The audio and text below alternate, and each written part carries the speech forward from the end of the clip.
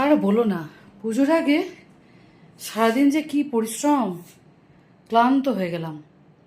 কিন্তু এটাও মনে হচ্ছে তোমাদেরকে একটু পুজোর বাজার না দেখালে আমার মনে শান্তি হচ্ছে না। মায়ের শরীর খারাপ বলে এখন আমি বেরোইনি, তবে আমার বাড়িতে এক তাঁতি আসে, সারা বছরই মোটামুটি টুকটাক আমার নেওয়া থাকে।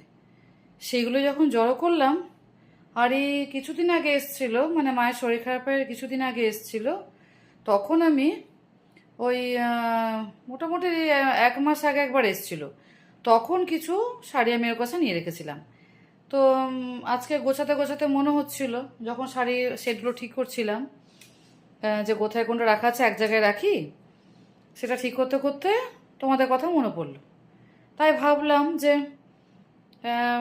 দেখাই একটু, সবগুলো না পারি কয়েকটা দেখাই তোমাদের, না হলে মনটা ভালো লাগছে না। ঠিক আছে, চলো দেখি।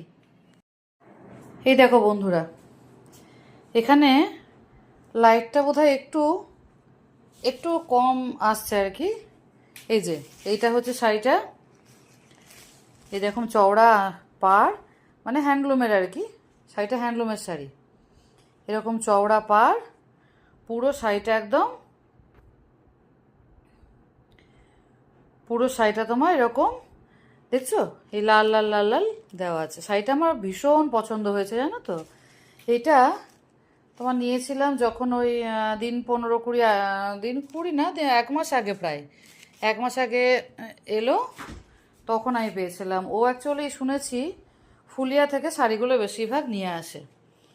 তো শাড়িটা আমার এত ভালো লাগলো, নিয়ে ফেললাম। আর এখন জানি না কেন হালকা রঙের শাড়ি, বিশেষ করে দুর্গাপুজোতেই লাল সাদা কম্বিনেশনটা আমার খুব ভালো লাগে। তো এই শাড়িটা একটা নিলাম।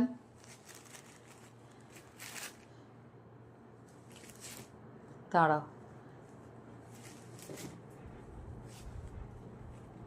পরে গোছায় নয়, হ্যাঁ।